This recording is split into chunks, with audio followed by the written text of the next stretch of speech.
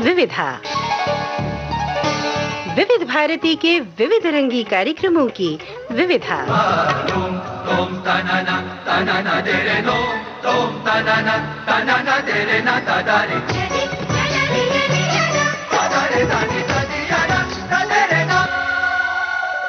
विविधा के सभी सुनने वालों को यूनुस खान का नमस्कार।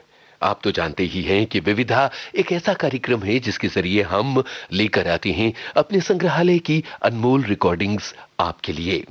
इत्तेफाक की बात है कि 22 दिसंबर, 23 दिसंबर, 24 और 25 दिसंबर ये सारी वो तिथियां हैं जो फिल्म संगीत से जुड़े कुछ अनमोल कलाकारों से जुड़ी हुई हैं और ये सारी तारीखें बिल्कुल करीब हैं। इसलिए आज के विविधा कार्यक्रम में हम इन तिथियों से जुड़े सभी कलाकारों को याद कर रहे हैं। 22 दिसंबर जाने माने संगीतकार वसंत देसाई की याद का दिन। 23 दिसंबर जानी मानी गायिका मलिका तरन्नुम नूरजहां की याद का दिन। 24 दिसंबर मोहम्मद रफी की याद का दिन, उनका जन्मदिन। 25 दिसंबर नौशाद साहब का जन्मदिन। जरा सोचिए कि एक ही हफ्ते में कितने सुरीले लोग या तो इस दुनिया में आए या उन्होंने इस हफ्ते को चुना इस फानी दुनिया को अलविदा कहने के लिए। गायकी है हुस्न फन तेरा रफी, तेरे फन पे हम सभी को नाज है, तेरे शाहकारों ने समझाया है हमें।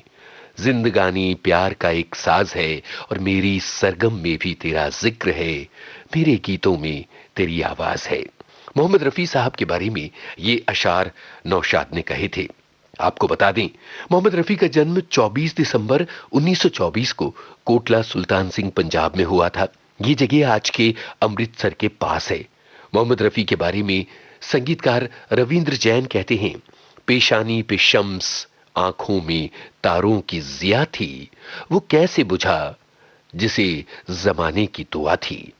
नौशाद साहब ने मोहम्मद रफी के बारे में यह भी कहा है कि गूंजते हैं तेरे नगमों से अमीरी के महल, गूंजते हैं तेरे नगमों से अमीरी के महल, झोपड़ी में भी गरीबों के तेरी आवाज है। महबूब फनकार मोहम्मद रफी को याद कर रही हैं उनकी शिष्या और जानी मानी गायिका उषा टिमोथी। रफी साहब से मैंने 20 साल तक उनका साथ रहा मेरा। मैंने उनसे बहुत कुछ सीखा। रफी साहब से जुड़ी हुई कोई यादगार घटना बताइए ना हमें। हाँ, एक बार ऐसा हुआ था कि हम केरल गए थे शो के लिए और वहाँ से लौटते वक्त एक रेस्टोरेंट में हम लोग रुके बाई कार, हमको क्योंकि वहाँ से निकलना था तो रेस्टोरेंट में हम लोग रुके थे। तो खाना बनने तक के ऑर्डर तो कर दिया, खाना आने तक जी म्यूजिशियंस ने कहा कि उषा ऐसा करते हम लोग टाइम पास करने के लिए अंताक्षरी खेलते हैं। और अंताक्षरी खेलते हुए तो हमने रफी साहब को नहीं ज्वाइन किया था उसमें। रफी साहब को मतलब उनका वो दर्जा ही नहीं था कि वो हमारे साथ खेले। पर म्यूजिशियंस ने कहा कि तुमको सारे गाने याद है इसलिए हम कोई भी गाएंगे, मतलब 5-6 म्यूजिशियंस को और तुमको जवाब देना है। तो मैंने कहा ठीक है। अब इतने में हुआ क्या कि मैं एक वर्ड पर आकर अटक गई तो तुरंत रफी साहब ने गाना शुरू कर दिया। वाह वाह। इतनी प्यारी आवाज में उन्होंने गाया कि बिना साज के भी पूरे रेस्टोरेंट में उनकी वो आवाज गूंज उठी। और उन्होंने गाया था, क्योंकि ज शब्द आया था तो उन्होंने गाया था, जिंदगी भर नहीं भूलेगी वो बरसात की रात। क्या बात। आज तक मेरे रोए खड़े हो जाते जब भी मैं उस गाने को सुनती हूँ। जी जी जी, क्या बात है। एक और गाना मैं आपको बताना चाहती हूँ, ये भी मेरा और रफी साहब का गाया हुआ गीत है जो मेरी जिंदगी का पहला गाना है। फिल्म हिमालय की गोद में कल्याण जी आनंद जी भाई ने मुझे ये मौका दिया था रफी साहब के साथ गाने का। और मुझसे कहा था कि देखो भाई सामने शेर है। और सच में रफी साहब के साथ मैं 8 साल की एज से प्रोग्राम्स करती थी, लेकिन उस दिन डर गई क्योंकि जब उस समय मैं 13 साल की थी और मेरा ये पहला गाना रिकॉर्ड हुआ था और साहब से मैंने आशीर्वाद लिया और मैंने गाना शुरू किया।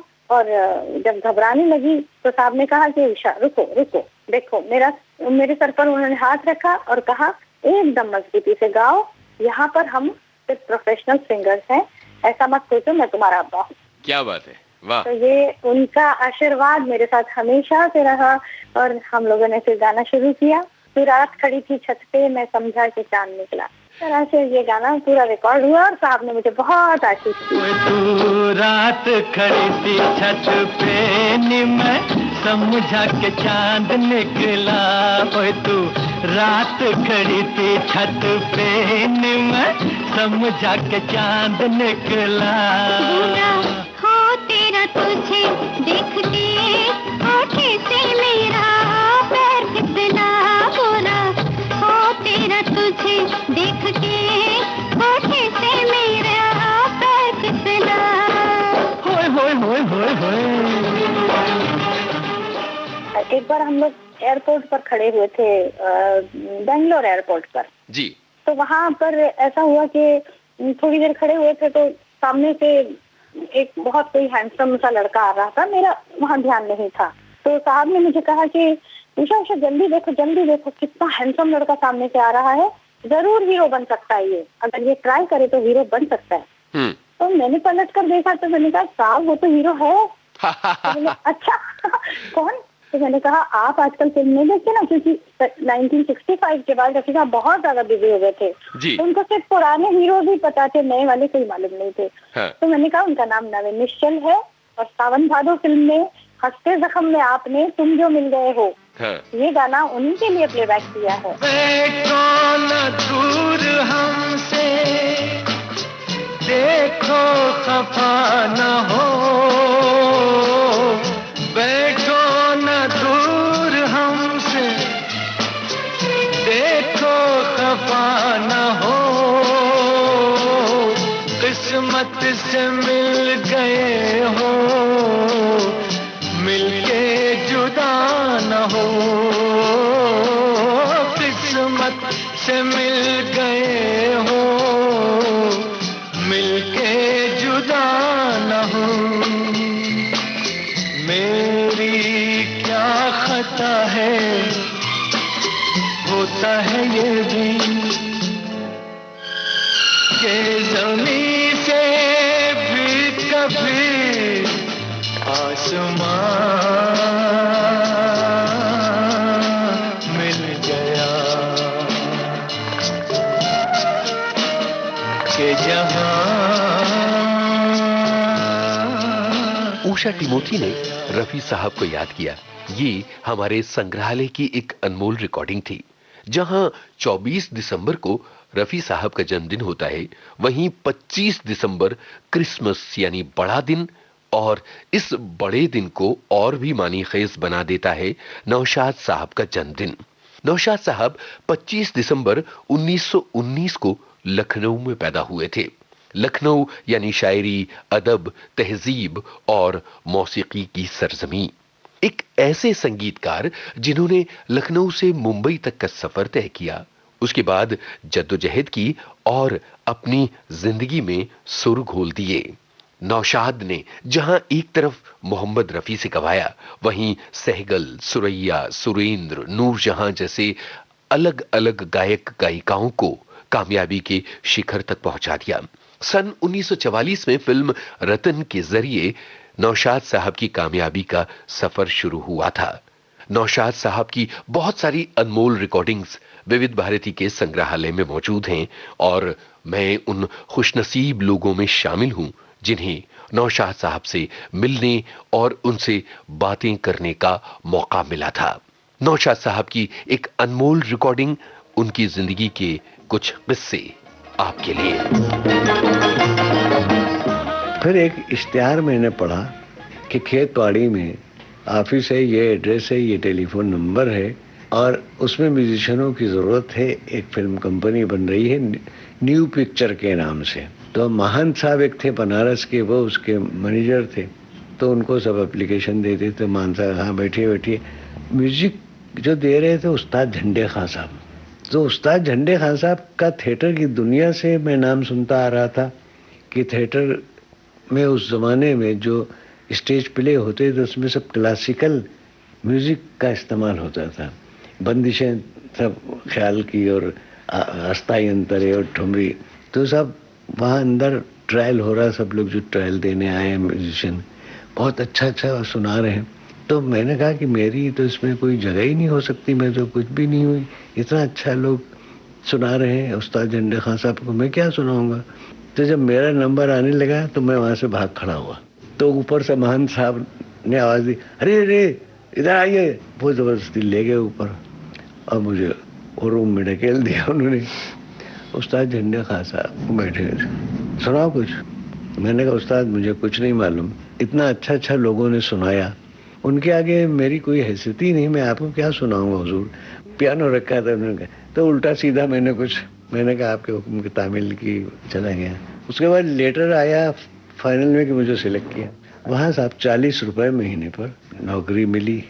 झंडे खां साहब से मुलाकात रोज होती थी और हम उनको घर से ले जाते थे। वो कादर मेंशन में दादर पर रहते थे, वो बिल्डिंग आज भी है। तो साहब न्यू पिक्चर में गाने उन्होंने कुछ बनाए, बड़े अच्छे अच्छे गाने। एक गाना जो था वो कुछ मॉडर्न टाइप का चाहता था, लड़की लंदन से आई है और वो पियानो पर बैठ के गाना गा रही है। तो उस्ताद वो गाना बना के लाए, कभी राग दीपक में, कभी राग बिहाग में, कभी दरबारी में। और रफीक साहब कहें उस्ताद वो कुछ मॉडर्न टाइप का चाहता है, लड़की ऐसा है लंदन से आई। अब वो कहें उस्ताद के अरे मॉडर्न क्या होता है वहाँ मैं नहीं मालूम। तो कह रहे नहीं कुछ थोड़ा आप ये जो बनाते हैं ये तो बहुत आप भारी चीजें बना रहे हैं, उसको बहुत हल्की फुल्की। अच्छा वो सिचुएशन रोज डिस्कस होती थी। अब उन्होंने 50 ट्यून बना डाले। फिर एक रोज खान साहब बैठे हुए हैं, सब चले गए म्यूजिशियन, हम खान साहब के साथ बैठे हुए म्यूजिक रूम में। हमने कहा खान साहब ये बहुत घटिया चीज चाहते हैं, आपसे वो नहीं हो सकती है, अगर आप हुक्म दें। तो मैंने कुछ सोचा है कि ये क्या चाहता है। तो प्रोफेसर वाकिफ साहब थे जो लिखते थे गीत गाने उसमें, तो उनका था कि क्यों ए दिले दीवाना है अक्ल से बेगाना, आंखें न खुली अब तक दुनिया को न पहचाना। मैं पियानो पर बैठा, मैंने कहा देखिए इसका इस तरह से इंट्रोडक्शन होगा और फिर ये गाना यूँ शुरू होगा, ये इसकी एक हारमोनी होगी। अब खान साहब मुझे देख रहे हैं, ये इसके कॉर्ड होंगे। अरे खान साहब ठहरो ठहरो, और रिजवी को बुलाओ। मैं गया, मैंने कहा रिजवी साहब को बुलाए। रिजवी साहब आए, कह रहे रिजवी साहब सुनो ऐसा तो नहीं चाहता तुम्हारा साहब, बेटा जरा सुना।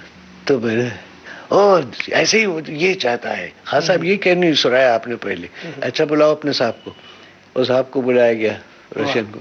तो रिजवी साहब ने एक्सप्लेन किया कि listen this type you want this modern type, बेटा जरा सुना वो इंट्रोडक्शन वगैरह क्या है। तो मैंने कहा ये हारमोनी और सब वैसे ही। तो अरे वो खुश हुआ, that is the thing I want this thing. तो अब खान साहब बोलते हैं कि रिजवी साहब अपने साहब को बोलो ये मैंने नहीं बनाया, ये बच्चे ने बनाया। उस वक्त ये चलन था कि जो काम कर रहा है उसी को गवाना है और गाना इस टाइप का बनाओ उनके गले के हिसाब से कि जो वो गा सके। खैर 3 महीने में वो पिक्चर के गाने पूरे हो गए। हम लोग तीसरे महीने चुकता, फिर दादर पर हमारा सबका साथ छूटा। गुलाम मोहम्मद बम्बई में रहते तो उधर चले गए, हम दादरी पर ठहर गए जहाँ पर दुकान पर हम रहते थे। तो वहाँ एक मनोहर कपूर साहब थे जो उसमें हीरो थे और वो अच्छे गायक भी थे। कुछ दिन वो भटकते रहे हम इधर उधर। दुकान उसकी जो थी वो किसी और ने ले ली। तो साहब परेल पर वहाँ 10 रुपए महीने पे खोली ली और वो उसमें न पंखा न बिजली कुछ नहीं थी। एक पतली सी अगासी, गर्मी में वहाँ बिस्तर लगा के लेट जाते थे। वो चाल का बड़ा खास जिक्र है हमारी इस बायोग्राफी में। फिर हमको मनोहर कपूर साहब मिले दादर पर। अरे भाई कहाँ हो तुम? मैंने कहा साहब यहीं हूँ। कहने मुझे एक पिक्चर में म्यूजिक देने का चांस मिला, रंजीत में पंजाबी जुबान में पिक्चर बन रही, मिर्जा साहिबा उसका नाम है, तो तुम आओ मेरे साथ काम करो, तुम ऑर्केस्ट्रा वगैरह अच्छा यार बना लेते हो, आ जाओ। तो मैं रंजीत में पहुंचा, रंजीत में मुझे चांस मिला। तो वहाँ साहब DN मधोक साहब थे, गीतकार, स्टोरी राइटर, डायरेक्टर भी थे, बड़े आला इंसान। मैं जितनी तारीफ करूं कम है। तो मधोक साहब वो पिक्चर डायरेक्ट भी कर रहे थे, कहानी भी उन्हीं की थी। तो कपूर साहब के साथ वो गाना बनाए, मैं उसका कुछ म्यूजिक अरेंज करूं। तो मधोक साहब मुझे लाइक करने लगे, कहने लड़का स्मार्ट है। खत्म हो गई पिक्चर मिर्जा साहिबा। मगर उसका एक वाकया जो है वो काबिल जिक्र है। उस वक्त रिकॉर्डिंग डायरेक्ट होती थी, मतलब कोई प्लेबैक सिस्टम था नहीं कि आर्टिस्ट गा रहा उसके पीछे कैमरे से छुपा के म्यूजिशियन बिठाए जाते थे। तो घोड़े बंधे हुए हैं अस्तबल में, रात का वक्त है और वो अपनी महबूबा के इंतजार में गाना गा रहा है और सब म्यूजिशियन कैमरे से छुपा के बिठाए गए हैं। रिकॉर्डिस्ट दूर होता था, वहाँ से टॉक बैक से वो बात करता था, थोड़ा वो पीछे जाओ, वो तबला थोड़ा और आगे लाओ, वो हारमोनियम थोड़ा और पीछे लाओ, हाँ अभी ठीक है ठीक है, वो उधर से इंस्ट्रक्शन दे रहा है, अभी बजाओ, हाँ बराबर है, गाना शुरू हुआ। एक तबले की थाप के ऊपर गौसा पहलवान तबला बजा रहे हैं और जोश में एक थाप मारी, उन्होंने घोड़ा भड़क गया जो घोड़े बंधे हुए थे, और घोड़े ने रस्सी उस्सी तोड़ा के भागना शुरू किया और चीखो पुकार हो रही है। घोड़े वाला उसके पीछे पीछे भाग रहा है, उसको पकड़ने के लिए स्टूडियो के दरवाजे बंद हो जाते थे ना, सब म्यूजिशियन बेचारे छुपे हुए, अपनी जान बचाए हुए लटका हुआ, कोई इधर कोई उधर। और उसके बाद जब घोड़ा काबू में आया, साइलेंट हुआ, उधर से रिकॉर्डिस्ट बेल बजाता है, ओके ओके। अरे अरे उन्होंने कहा गाना हुआ किधर, ओके। वो समझा सब इफेक्ट था इस गाने में। वो आउटडोर में वो कपड़े धो रही हीरोइन, पवई लेक पर गए और अब डायरेक्टर जाके पहले देखता था म्यूजिशियनों को कहाँ बिठाना। अच्छा तुम ऐसा करो, क्लारनेट बजाने वाले तुम ये पेड़ पर चढ़ जाओ, वो शाख पे बैठ जाना। अच्छा तुम ऐसा करो, ये वायलिन लेके ये इस शाख के ऊपर बैठ जाओ। तो कह रहे हैं साहब कैसे, वो हिल रहा है कैसे बजाएंगे? नहीं हम बांधे देते हैं तुमको। इस तरह से हम बजा रहे, वो ऑर्गन को ले गए थे, तो एक पेड़ के पीछे हमको छुपाया गया। तो साहब अब पैर से इधर हवा दें तो यूं हो जाए, इधर से हवा, तो 2 आदमी उसके नीचे लिटाए गए, पीठ दिए हुए बैलेंस किए लेटे। अच्छा अब वो गाना शुरू हुआ। अब हीरोइन कह रही कि साहब हमें तबला नहीं मिल रहा, ताल नहीं मिल रही, तबला आगे लाइए। तो कह रहे अरे तबला कैसे आगे लाएं, कैमरे में आ जाएगा, कैमरे में कैसे हम तबला ला सकते हैं? तो बोले फिर ताल नहीं मिल रही, हम गाएं कैसे? फिर अच्छा ठहरो सोचने दो। तो उन्होंने कहा ये पेड़ के शाखे काटो, कटवाई गई शाखें। हाँ कौन सा इधर आओ, पहलवान जो तबला बजाते थे उनके पीठ में शाखें बांधी गई सब, और तालाब के आगे गड्ढा खोदा गया, वहाँ उनको बिठाया गया और तबला आ गया पीठ इधर कैमरे की तरफ। कहने जरा बजाओ, बजा रहे हैं, हाँ ठीक है, अभी तो लगेगा झाड़ हिल रहा है, पेड़ हिल रहा है।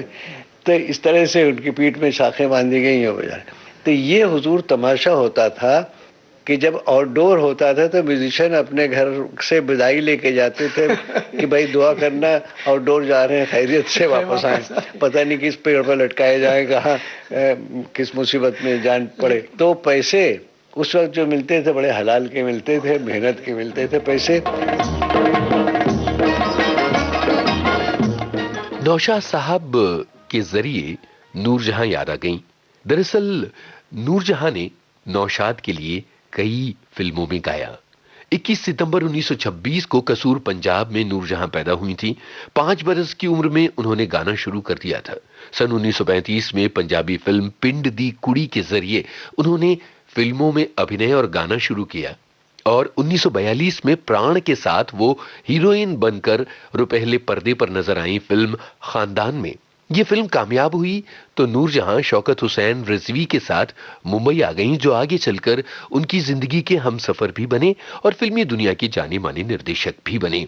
नूरजहां की अनमोल फिल्में हैं बड़ी माँ, जीनत, गांव की गोरी, अनमोल घड़ी और जुगनू वगैरह। और जब वो गाती हैं आवाज दे कहाँ है, या मेरे बचपन के साथी मुझे भूल न जाना, या जब वो गाती हैं जवां है मोहब्बत, हंसी है जमाना, तो उनकी आवाज मन में बस जाती है। सन 1947 में बड़ा ही दिलचस्प मौका आया जब बिल्कुल नए नवेले गायक मोहम्मद रफी को उस जमाने की कामयाब गायिका मैडम नूरजहां के साथ गाने का मौका मिला। ये रफी का पहला बड़ा डुएट गाना था, यहां बदला वफा का बेवफाई के सिवा क्या है। एक झलक सुन लेते हैं। यहाँ बदला वफा का बेवफाई के सिवा क्या है, यहाँ बदला वफा का बेवफाई के सिवा क्या है। मोहब्बत करके भी देखा, मोहब्बत में भी धोखा है। कभी सुख है कभी दुख है, अभी क्या था अभी क्या है, यूं ही दुनिया बदलती है, इसी का नाम दुनिया है। कभी सुख है कभी दुख है, अभी क्या था अभी क्या है, तड़पने भी नहीं देती हमें मजबूरियां अपनी, तड़पने भी नहीं देती हमें मजबूरियां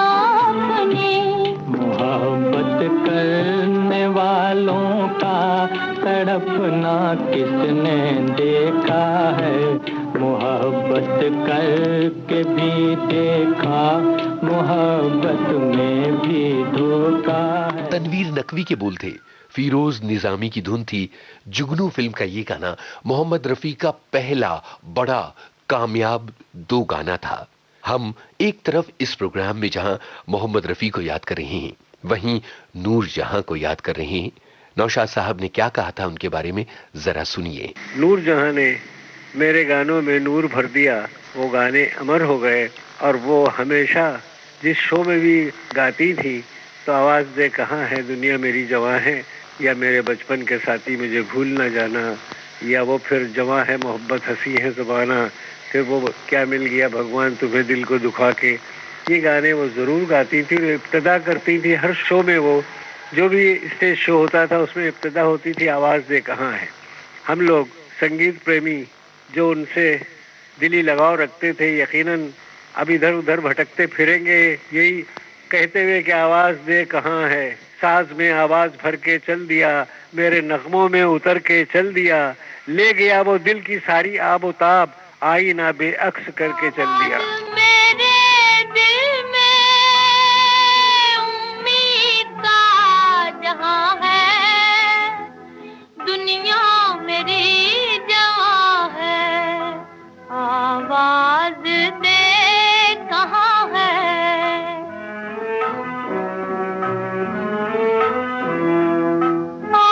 रात जा रही है यूं जैसे चांदनी की बारात जा रही है।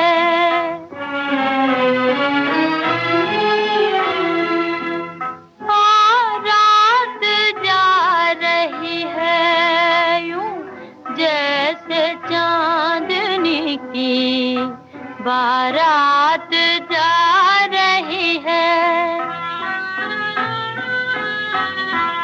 चलने को अब फलक से तारों का कारवां है, चलने को अब फलक से तारों का कारवां है, ऐसे में तू कहाँ है, दुनिया मेरी जवां है, आवाज दे कहाँ है। विविधा कार्यक्रम का आज का ये सफर बड़ा ही दिलचस्प है, क्योंकि हम मोहम्मद रफी, नौशाद और मलिका-ए-तरन्नुम नूर जहां से होते हुए जा पहुंचे हैं कोंकण में, सावंतवाड़ी कोंकण, जहां 9 जून 1912 को जाने माने संगीतकार वसंत देसाई पैदा हुए थे और जिंदगी का सफर उन्हें पुणे और मुंबई ले आया। प्रभात फिल्म कंपनी में उन्होंने बतौर संगीतकार काम किया और आगे चलकर एक अलबेले संगीतकार के तौर पर अपनी पहचान बनाई। एक अकेले ऐसे संगीतकार जिनकी 2 रचनाएं स्कूलों में प्रार्थना के रूप में आज भी गाई जाती हैं। 2 आंखें 12 हाथ की प्रार्थना है ये। ऐ मालिक तेरे बंदे हम, ऐसे हो हमारे करम, नेकी पर चले और बदी से टले, ताके हंसते हुए निकले दम। ऐ मालिक तेरे बंदे हम। और गुड्डी की प्रार्थना है ये। हमको मन की शक्ति देना, मन की जय करे, दूसरों की जय से पहले खुद को जय करे। ये दोनों गीत स्कूलों में प्रार्थना के रूप में बाकायदा स्थापित हो चुके हैं। एक और दिलचस्प बात यह है कि जिंदगी में एक दौर ऐसा आया जब वसंत देसाई को लगा कि समाज को कुछ देना चाहिए। महाराष्ट्र के सरकारी स्कूलों में जाकर वो बच्चों से समवेत गान गवाया करते थे और इस तरह उन्होंने महाराष्ट्र के अनगिनत छात्रों में संगीत के संस्कार पैदा किए थे। 2 आंखें 12 हाथ, गुड्डी, अमर भोपाली, श्यामची आई, गूंज उठी शहनाई जैसी बेमिसाल फिल्मों के संगीतकार वसंत देसाई ने 22 दिसंबर 1975 को इस फानी दुनिया को अलविदा कह दिया था। वसंत देसाई को याद कर रहे हैं उनके बेटे और फिल्मकार विकास देसाई। वसंत जी टूर पे गए थे, पेरियार गेम सेंचुरी में ठहरे हुए थे, रात का समय था और उस जमाने में 60s 50s की बात कर रहा हूँ, बहुत कहा गया था कि यहाँ जानवर आते हैं रात को और ये वगैरह वगैरह। तो रात को नींद लग रही थी, इतने में आवाज आने लगी, ठप फुस।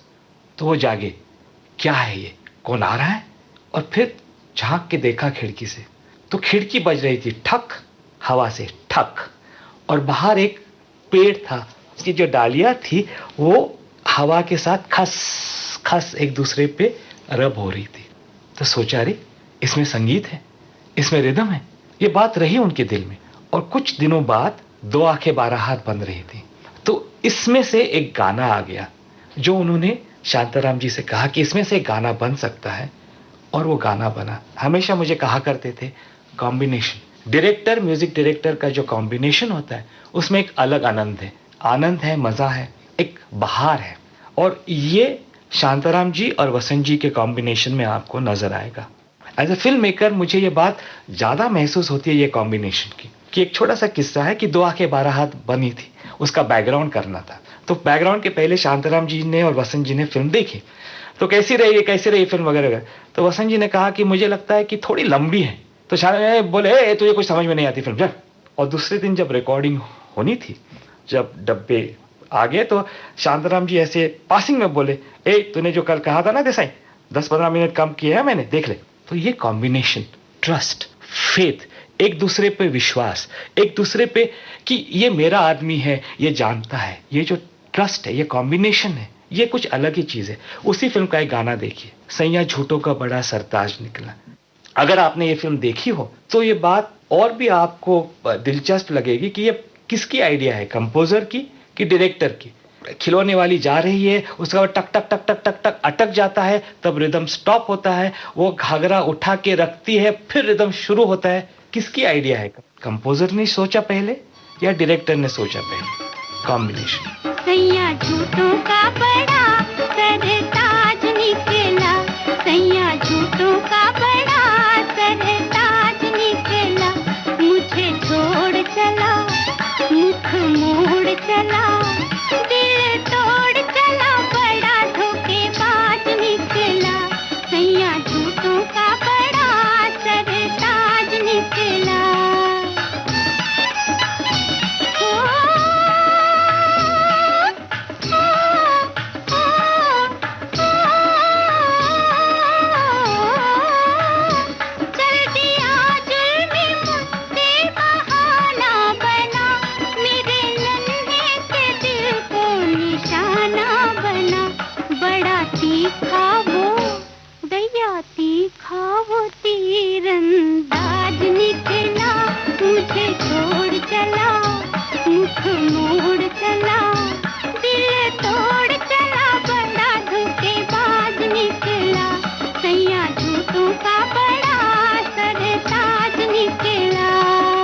डाइनिंग टेबल पे हमेशा हमारी बैठक होती थी। वसंत जी, मैं खाना हो गया, हाथ अभी तक धोए नहीं है, खाना सूखा है हाथ पे, और उस जमाने में मैं 7th और 8th स्टैंडर्ड में था।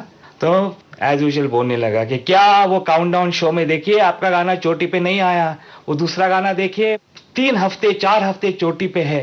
हंसे, बहुत ही खूबसूरत हंसे और बोले कि हाँ देखो, वो जो गाना चोटी पे है वो तुम 3-4 महीने और गाओगे और भूल जाओगे, लेकिन मेरा गाना जो 12 नंबर पे बज रहा है वो 2-3 हफ्ते 12 नंबर पे बजेगा, बाहर निकल जाएगा, लेकिन मेरे मरने के बाद 30-40 सालों के बाद भी तुम वो गाना याद करोगे, वो गाना गाओगे। क्यों? और इसमें उनकी फिलॉसफी, उनका एक एटीट्यूड आता है, इसलिए कि मैं गाना बॉक्स ऑफिस के लिए नहीं बनाता, इसलिए कि मैं गाना काउंटडाउन शो के लिए नहीं बनाता, मैं गाना बनाता हूं फिल्म के सिचुएशन के लिए, फिल्म के मूड के लिए, फिल्म के कैरेक्टर के लिए, फिल्म के इमोशन के लिए, जैसे डायरेक्टर और मैंने डिस्कस किया है। इसलिए मेरा गाना तुम्हारे साथ रहेगा, तुम्हारे लाइफ का एक हिस्सा बनेगा, इफ आई एम करेक्ट। एक था बचपन, एक था बचपन, एक था बचपन, एक था बचपन, छोटा सा नन्हा सा बचपन, एक था बचपन, बचपन के एक बाबूजी थे, अच्छे सच्चे बाबूजी थे।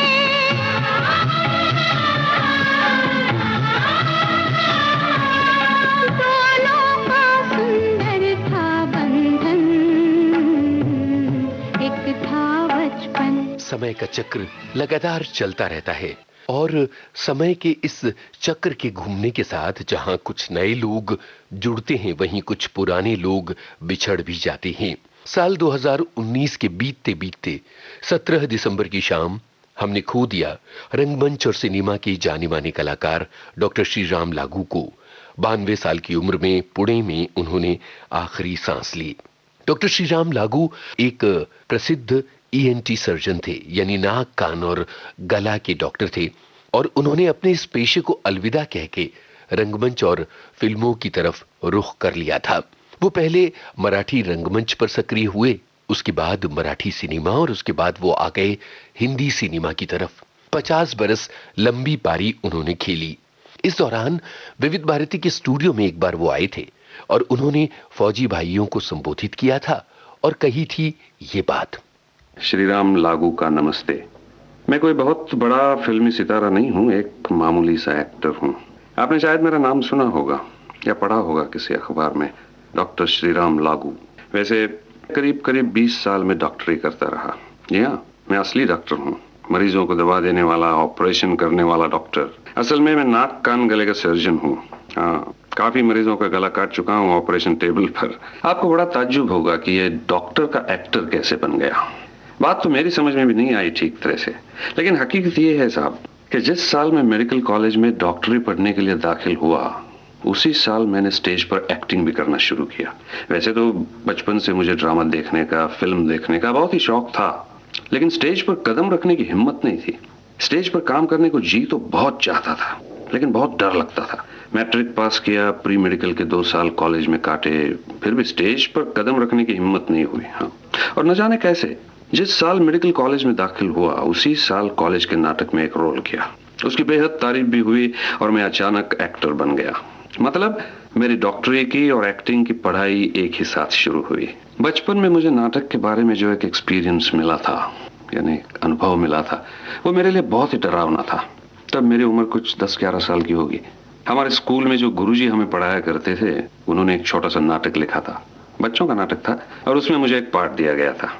उस वक्त तो मुझे ये भी नहीं मालूम था कि नाटक किस चिड़िया का नाम होता है। गुरुजी ने डांट कर कहा था काम करने के लिए, इसलिए काम करना ही पड़ा। रिहर्सल के माने तो सिर्फ ये थे कि अपना अपना भाषण याद करना, सो मैंने कर लिया। लेकिन नाटक शुरू होने पर जब पर्दा खुला और मैंने सैकड़ों दर्शकों को सामने बैठे हुए देखा, तो मैं इतना डर गया कि मैंने स्टेज पर जाने से साफ इनकार कर दिया और मैं रोने बैठा। नाटक शुरू हो चुका था और मेरा वक्त पर एंट्री लेना बहुत जरूरी था। गुरुजी ने मुझे हाथों में पकड़ा, उठाया और बिल्ली की तरह स्टेज पर फेंक दिया। सारा थिएटर जोर से हंस पड़ा और तालियां बजने लगी। भाषण तो मुझे पूरा याद था, लेकिन डर के मारे एक लफ्ज भी मुंह से नहीं निकल पाया। नाटक न जाने कैसे खत्म हुआ और उसी दिन मैंने प्रतिज्ञा की कि अब अगर कभी स्टेज पर कदम रखूंगा तो पूरी ऑडियंस कैप्चर करूंगा, वरना स्टेज पर कदम नहीं रखूंगा। हाँ, कुछ 10 बरस के बाद मेडिकल कॉलेज के स्टेज पर मैंने कदम रखा और एक कामयाबी मुझे हासिल भी हुई। मेडिकल कॉलेज में मैंने पढ़ाई ज्यादा की या नाटक का शौक ज्यादा किया, अब कहना मेरे लिए मुश्किल है। इम्तिहान पास होने के लिए पढ़ाई तो काफी करनी ही पड़ती थी, लेकिन बाकी बहुत सारा वक्त नाटक चलता रहता था। जब तक कॉलेज में था तब तक तो नाटक करने के काफी मौके मिला करते थे, लेकिन MBBS पास करने के बाद सवाल पैदा हुआ कि अब नाटक कैसे किया जाए। तो मैंने मेरे अपने 2 दोस्तों के साथ एक नाटक कंपनी शुरू की, प्रोग्रेसिव ड्रामेटिक एसोसिएशन। डॉक्टरी भी शुरू हो गई और खुद अपनी संस्था में नाटक भी जारी रहे। पूरे महाराष्ट्र की नाटक की दुनिया में इस संस्था ने एक धूम सी मचा दी। नाटक तो मैं पिछले 25-30 साल करते आया हूँ और उसमें काफी तरक्की भी की है मैंने। कुछ बरस पहले जब मेरे फोन की घंटी बजी और मुझे कहा गया कि चित्रपति V शांताराम जी मुझे मिलना चाहते हैं, तो मेरी अजीब सी हालत हो गई। कुछ खुशी भी थी, कुछ नाज भी था, कुछ डर भी था। लेकिन पहली ही मुलाकात में शांताराम जी इस तरह बातें करने लगे जैसे वो मेरे बहुत पुराने दोस्त हो। मेरा डर बिल्कुल निकल गया। मैं तो समझ रहा था शांताराम जी अब बूढ़े हो गए हैं, उनसे अब क्या होने वाला है। लेकिन जैसे मैंने उनके साथ काम करना शुरू किया, मुझे पता चला कि वो बूढ़े नहीं है। उनकी उम्र 70 साल की हुई तो क्या हुआ, उनका मन तो अभी भी बहुत जवान है। एक बहुत ही जबरदस्त आंतरिक शक्ति पाई है इस आदमी ने, और उसी ताकत पर वे खड़े हैं पिछले 50 बरस से ज्यादा। इस फिल्म दुनिया में जहां किसी का एक पल का भी भरोसा नहीं, अपने काम के लिए जो एक टोटल डेडिकेशन यानी पूरे समर्पण की भावना शांताराम जी में है, उसका एक छोटा सा हिस्सा भी अगर हम जैसों को मिले तो हमारी जिंदगी सफल हो जाएगी। मेरी पहली फिल्म थी पिंजरा, जो वी शांताराम जी ने बनाई थी। मराठी में सुपरहिट होने के बाद शांताराम जी ने उसी फिल्म को हिंदी में बनाया था। पंछी मगन थे मन में, उड़ते थे मस्त गगन में। पंछी मगन थे मन में, उड़ते थे मस्त गगन में। किस्मत ने खेल दिखाया, आके फंसे पिंजरे में, आके फंसे पिंजरे में। पिंजरा तो पिंजरा, पिंजरा तो पिंजरा, सोने का या चांदी का हो, हीरे मोतियों से जड़ा हो, पिंजरा तो पिंजरा। डॉक्टर श्रीराम लागू को हमने नमन किया और आपको सुनवाई एक अनमोल रिकॉर्डिंग, उसके संपादित अंश। और अब विविधा कार्यक्रम में हम आपके लिए लेकर आए हैं एक फीचर साल 2019 की फिल्मों का लेखा जोखा।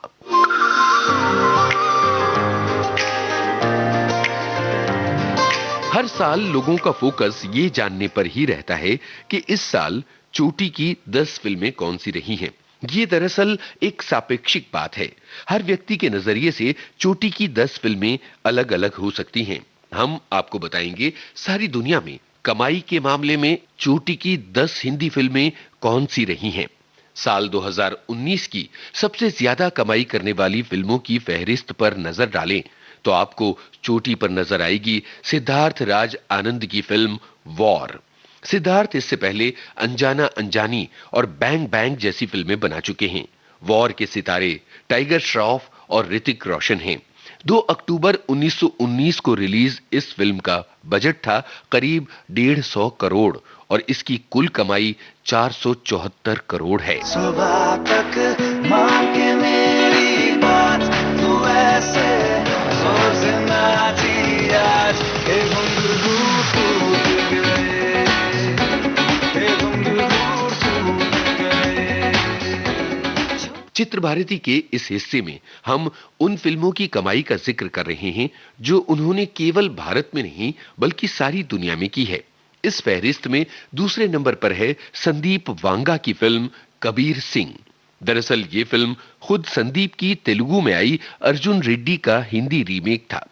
शाहिद कपूर और कियारा आडवाणी के अभिनय वाली इस फिल्म में दिखाई गई अत्यधिक हिंसा काफी चर्चा का विषय रही, पर दर्शकों ने इस फिल्म को 379 करोड़ की कामयाबी करवा के दूसरी सबसे कामयाब फिल्म बना दिया। सबसे चर्चित गीतों में से कुछ इस फिल्म के हैं। वैसे भी संगीत की बात इसी कार्यक्रम में हम आगे चलकर करने वाले हैं। मेरे ख्याली में भी तेरा ही ख्याल आए, क्यों बिछड़ना है जरूरी ये सवाल आए। तेरी नजदीकियों की खुशी बेहिसाब थी, हिस्से में फासले भी तेरे बेमिसाल। साल 2016 में उरी पर सर्जिकल स्ट्राइक की गई थी। इन घटनाओं पर आधारित film Uri the surgical strike 11 जनवरी को रिलीज हुई थी। वास्तविक घटनाओं और कहानी का ताना बाना, देशभक्ति की थीम, इन सब चीजों ने दर्शकों का ध्यान अपनी तरफ खींचा और इसकी कमाई 342 करोड़ तक जा पहुंची। साल 2019 में सलमान खान की 2 फिल्में आई हैं। 5 जून 2019 को आई उनकी फिल्म भारत। अली अब्बास जफर के निर्देशन वाली इस फिल्म की हीरोइनें थीं कैटरीना कैफ और दिशा पाटनी। सलमान की इस बरस आ रही दूसरी फिल्म है प्रभु देवा के निर्देशन वाली दबंग 3, जो 20 दिसंबर को रिलीज हो रही है। जाहिर है इस फिल्म का निर्देशन कैसा रहेगा ये तो भविष्य बताएगा, पर फिल्म भारत की कुल कमाई रही है 325 करोड़। आज डूब जाऊं तेरी आंखों के ओशन में, स्लो मोशन में, आज डूब जाऊं तेरी आंखों के ओशन में, स्लो मोशन में। साल 2019 की सबसे ज्यादा कमाई करने वाली फिल्मों की फहरिस्त में अब हम 5वें नंबर पर आ गए हैं और यहां मौजूद है 15 अगस्त को आई फिल्म मिशन मंगल। जगन शक्ति के निर्देशन वाली इस फिल्म में अक्षय कुमार और विद्या बालन मुख्य भूमिकाओं में थे और इस फिल्म की कुल कमाई 290 करोड़ के आसपास रही है। There's no science without experiments. Experiment नहीं करेंगे तो हमें अपने आप को साइंटिस्ट कहने का कोई अधिकार नहीं। छठे नंबर पर है फरहाद सामजी के निर्देशन वाली 15 अक्टूबर को आई फिल्म हाउसफुल 4। अक्षय कुमार, रितेश देशमुख और बॉबी देओल जैसे कलाकारों की भूमिका वाली इस कॉमेडी फिल्म ने कुल 279 करोड़ की कमाई की है।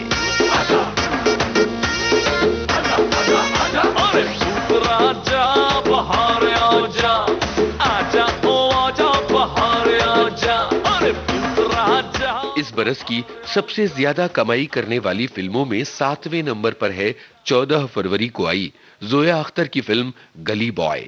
रणबीर सिंह और आलिया भट्ट के अभिनय वाली इस फिल्म ने कुल 238 करोड़ की कमाई की और इसके गाने खूब चले।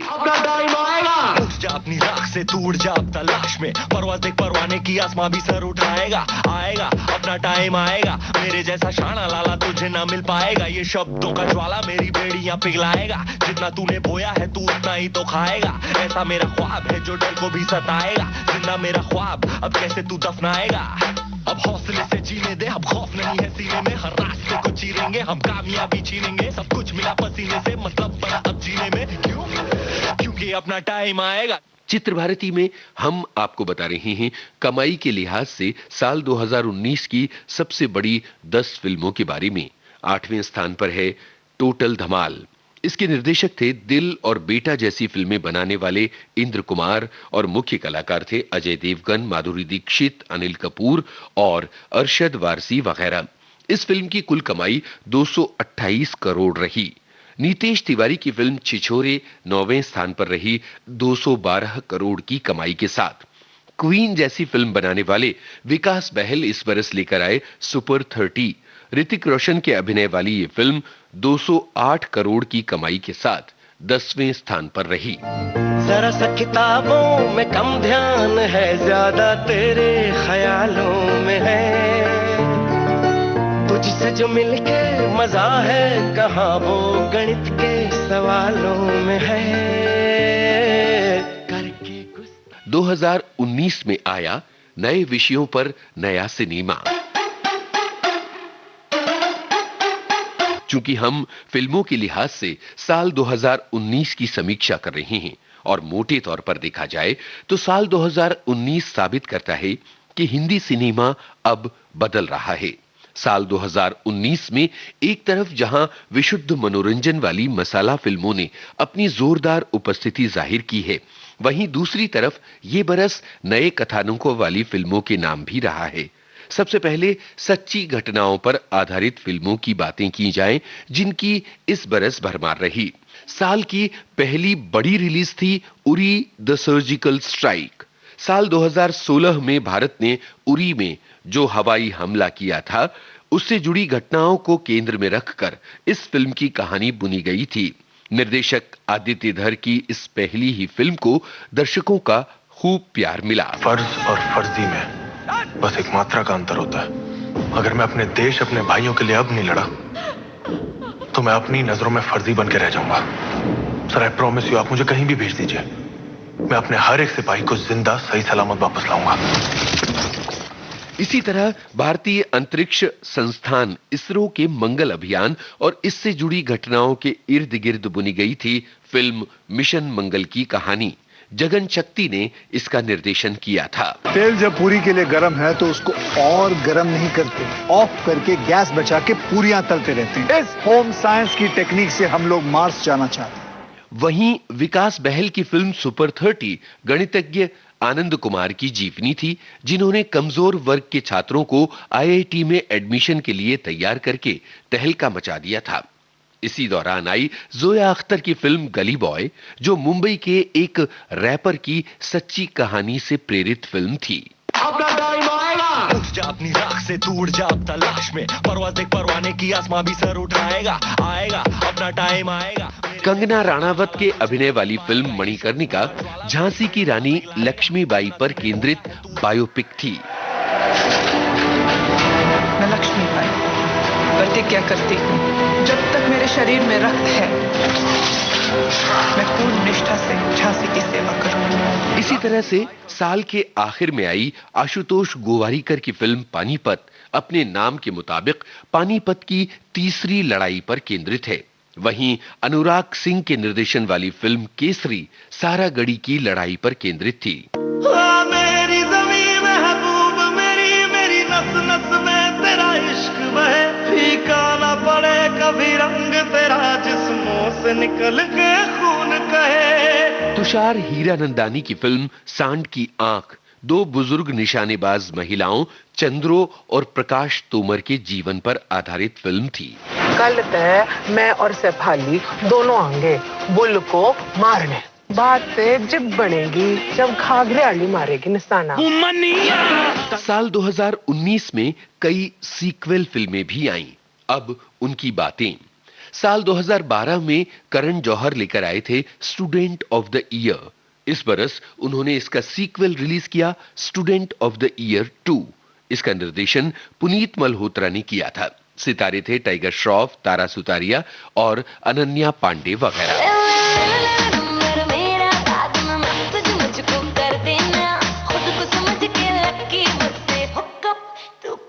प्रोड्यूसर साजिद नडियाडवाला ने हाउसफुल सीरीज की 3 फिल्में पहले ही बनाई हैं।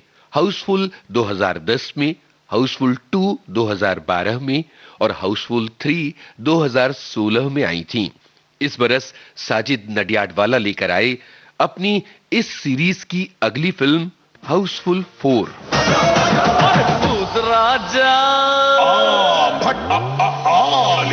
सीक्वल फिल्मों की श्रेणी में इस बरस शामिल हुई कमांडो 3। इस सीरीज की पहली फिल्म आई थी सन 2013 में, कमांडो 2 2017 में आई और इस बरस कमांडो 3। विद्युत जामवाल के अभिनय वाली इस एक्शन फिल्म को इस तरह की फिल्में पसंद करने वाले दर्शकों ने खूब सराहा। रानी मुखर्जी के अभिनय वाली मर्दानी 2 इस साल की एक और सीक्वल फिल्म है और साल के आखिर में आ रही है सलमान खान के अभिनय वाली दबंग 3। हम आपको बता दें, दबंग सीरीज की पहली फिल्म 2010 में आई थी और दूसरी फिल्म आई थी 2012 में। थाना में बैठे ऑन ड्यूटी, बजावे हाय पांडे जी सीटी। थाना में बैठे ऑन ड्यूटी, बजावे हाय। इसी तरह इस साल एक और दिलचस्प फिल्म आई, पति पत्नी और वो। ये फिल्म बी.आर. चोपड़ा की सन 1978 में आई इसी नाम की फिल्म का रीमेक है। अब बातें उन फिल्मों की जिन्होंने अपने अलग विषयों की वजह से दर्शकों का ध्यान खींचा। इस साल सबसे ज्यादा ध्यान खींचा है आयुष्मान खुराना ने। राष्ट्रीय फिल्म पुरस्कार से सम्मानित ये युवा अभिनेता बहुत ही अलग विषयों की फिल्में कर रहा है। इस बरस उन्होंने अनुभव सिन्हा की फिल्म आर्टिकल 15 में सशक्त अभिनय किया। बिल्कुल अलग विषय पर बनी इस फिल्म ने सबका ध्यान खींचा। उस किताब की नहीं चलने देता जिसकी ये शपथ लेती। यही तो लड़ाई है निषाद, उस किताब की चलानी पड़ेगी, उसी से चलेगा देश। आयुष्मान खुराना ने इस बरस राज शांडिल्य की फिल्म ड्रीम गर्ल में भी काम किया और एक ऐसे फोन ऑपरेटर की भूमिका निभाई जो महिला की आवाज में बात करके लोगों को लुभाता रहा है। हेलो, मैं पूजा बोल रही हूँ। क्या हुआ, आवाज अच्छी नहीं लगी ना? आयुष्मान खुराना के ही अभिनय वाली फिल्म बाला संभवतः गंजेपन के मुद्दे पर बनी अपनी तरह की पहली ही फिल्म है। इस साल कार्तिक आर्यन ने भी सबका ध्यान अपनी तरफ खींचा है।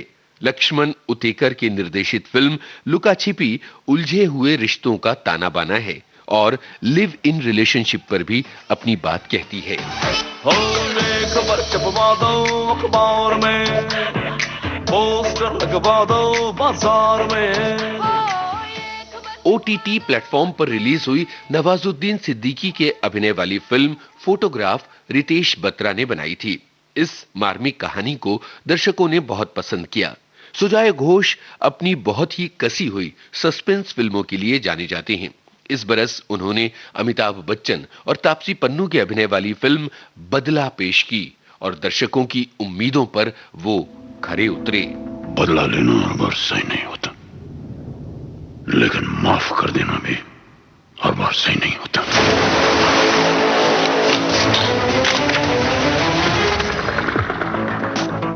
नीतीश तिवारी की फिल्म छिछोरे दिखाती है कि किस तरह हम अपने बच्चों पर उम्मीदों का बोझ लादते हैं और इम्तिहानों के दबाव का असर बच्चों के संतुलन पर किस कदर पड़ता है।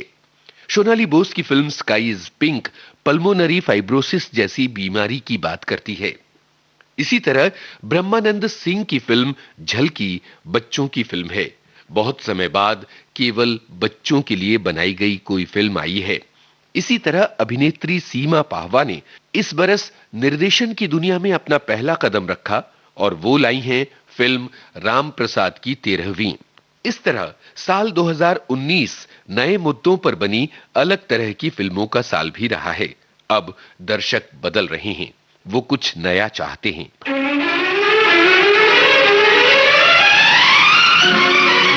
हम याद कर रहे हैं फिल्म संसार के दो बेमिसाल सितारों को, जिनकी याद का दिन है 14 दिसंबर।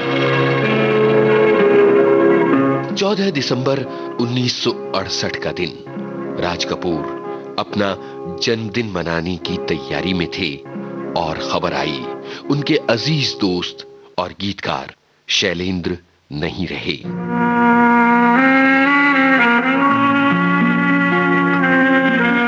इसके बाद जब भी राज कपूर का जन्मदिन आया, उनके दिल में दर्द की एक लहर सी उठी अपने इस अजीज दोस्त और गीतकार की याद के नाम। दोस्त दोस्त ना रहा, प्यार प्यार ना रहा।